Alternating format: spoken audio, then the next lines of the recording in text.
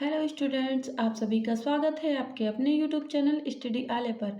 आज हम UP board class 10th NCERT पर आधारित अध्याय 1 जो है यूरोप में राष्ट्रवाद, इसका पार्ट 2 लेकर आए हैं। पार्ट 1 की वीडियो बन चुकी है और इसमें हमने 3 टॉपिक मेन रखा है, ए बी सी। जैसा कि ए में है 1830 के दशक के बाद यूरोप में राष्ट्रवाद का विकास, बी में क्या हो जाएगा ग्यूसेप मैजनी आदि के विचार, और सी में हम जर्मनी, ग्रीस, इटली, हंगरी सबके आंदोलन देखेंगे और एकीकरण देखेंगे। तो चलिए वीडियो को स्टार्ट करते हैं। तो हमने पार्ट 1 में जितना पढ़ा है उसके आगे से हम पार्ट 2 में पढ़ाएंगे। तो पार्ट 2 में जाल वेराइन क्या था इसके बारे में जानेंगे। यह एक जर्मन शुल्क संघ था जिसमें अधिकांश जर्मन राज्य शामिल थे। यह संघ 1834 में प्रशा की पहल पर स्थापित हुआ था। इसमें विभिन्न राज्यों के बीच शुल्क अवरोधों को समाप्त कर दिया गया और मुद्राओं की संख्या 2 कर दी गई, जो पहल 20 से भी अधिक थी। यह संघ जर्मनी के आर्थिक एकीकरण का प्रतीक है। तो जर्मनी के आर्थिक एकीकरण का प्रतीक क्या हो जाएगा? जॉलवेराइन। क्या हो जाएगा? जॉलवेराइन। यहाँ से ऑब्जेक्टिव क्वेश्चन भी बन सकता है, लॉन्ग क्वेश्चन और जो है शॉर्ट क्वेश्चन भी बन सकता है। तो यहाँ से सारे क्वेश्चन आंसर मिल जाएंगे आपको। चलिए नेक्स्ट देखेंगे कि यूरोप में राष्ट्रवाद। तो यूरोप में राष्ट्रवाद कहाँ से शुरू होता है? यूरोप में राष्ट्रवादी चेतना की शुरुआत फ्रांस से होती है। कहाँ से होती है? फ्रांस से।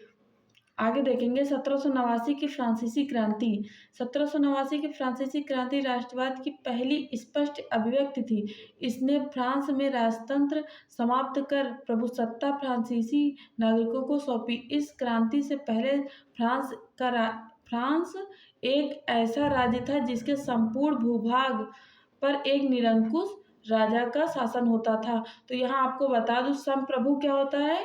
प्रभुसत्ता या संप्रभु, इसका मतलब हो जाता है कि जो एक निश्चित भूभाग है वहाँ पर सबसे ज़्यादा जो पावर है, जो शक्ति है वो एक ही व्यक्ति के हाथों में होगी। और वो राजा कैसा होता है? निरंकुश, यानी कि राजा पर कोई भी अंकुश नहीं लगता है, वो जो चाहेगा वही करेगा। तो राजा कैसा था? निरंकुश राजा था। फ्रांस का राजा कैसा था? निरंकुश राजा था। जब राजा निरंकुश हो जाता है तो फिर क्या होता है? क्रांति जरूर होती है, कुछ समय बाद होगी लेकिन क्रांति जरूर होगी।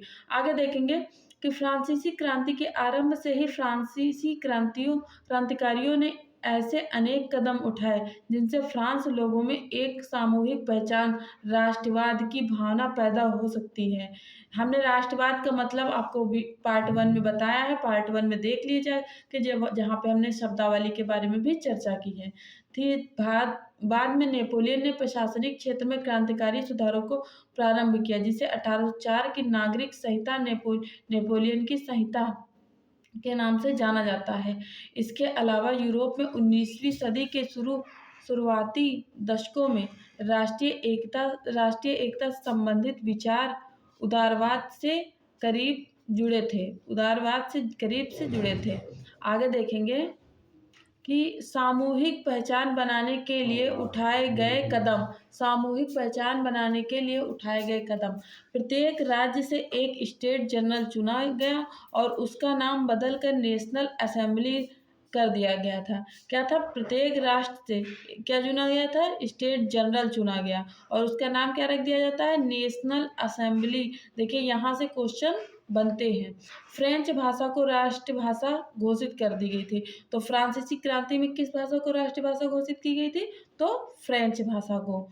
आगे नेक्स्ट पॉइंट देखेंगे कि एक प्रशासनिक व्यवस्था लागू की गई जिससे सबको समान कानून का अनुभव हो। तो यानी कि यहाँ से क्या निकला? समानता और बंधुत्व का नारा कहाँ से निकला? तो यहीं से, फ्रांस की क्रांति से। आगे देखेंगे कि आंतरिक आयात निर्यात सीमा शुल्क समाप्त कर दिया गया और भार तथा माफ की एक समान व्यवस्था लागू की गई।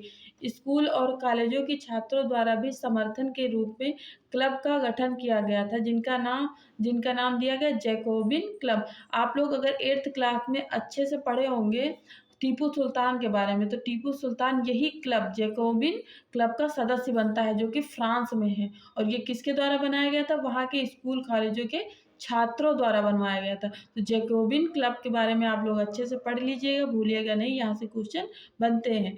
फ्रांस की आर्मी ने समर्थन के तौर पर हर विदेशी क्षेत्र में दिए गए, जिससे राष्ट्रवादी भावना और बढ़ती चली गई।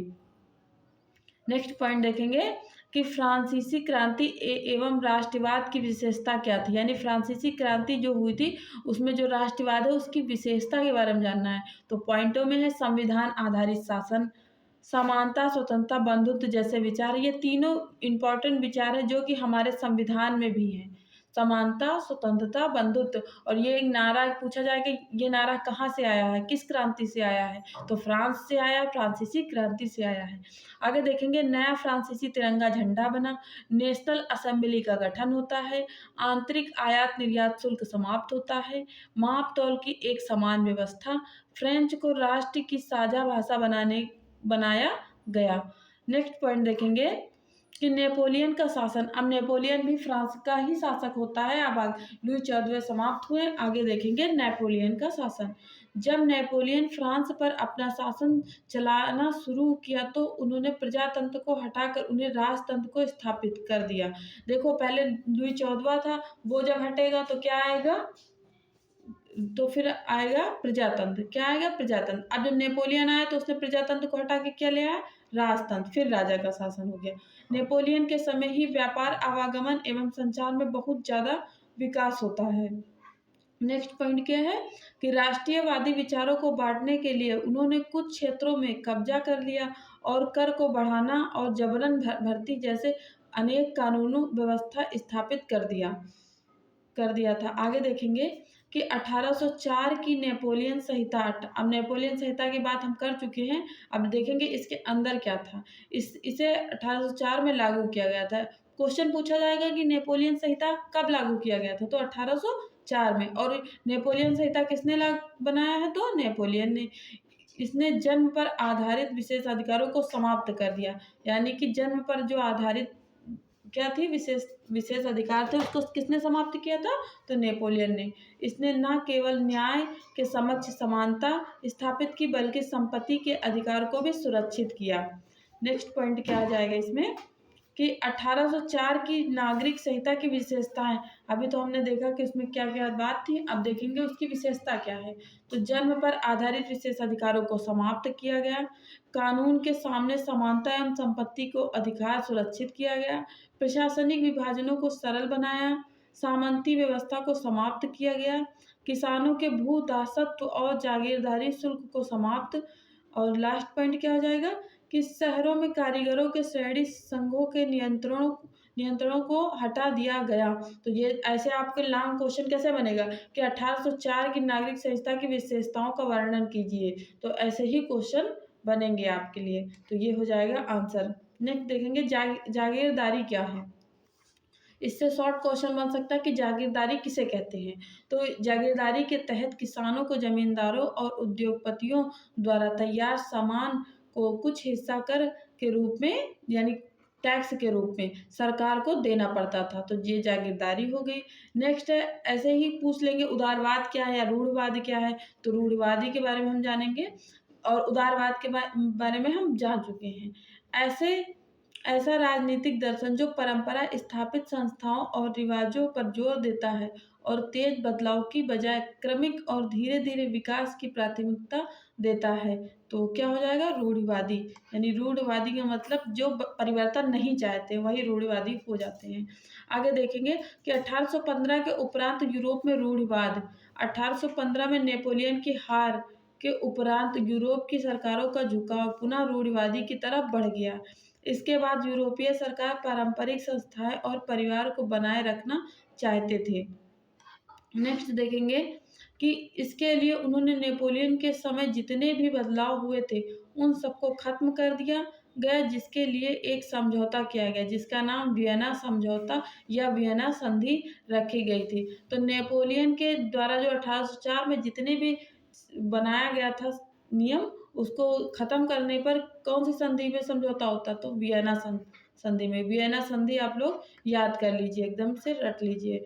तो स्टूडेंट्स, वीडियो कैसी लगी है, वीडियो को लाइक करिएगा, चैनल को सब्सक्राइब करना मत भूलिए और अपने क्लासमेट को ज़रूर से बताइए जिससे उनका भी ये रिवीजन हो सके। बुक पढ़िए, उसके बाद नोट्स देखिए, आपको एकदम से याद हो जाएगा जिससे एग्ज़ाम में कोई दिक्कत ना आए और यूपी बोर्ड में अच्छे से नंबरों से आप पास हो जाएँ।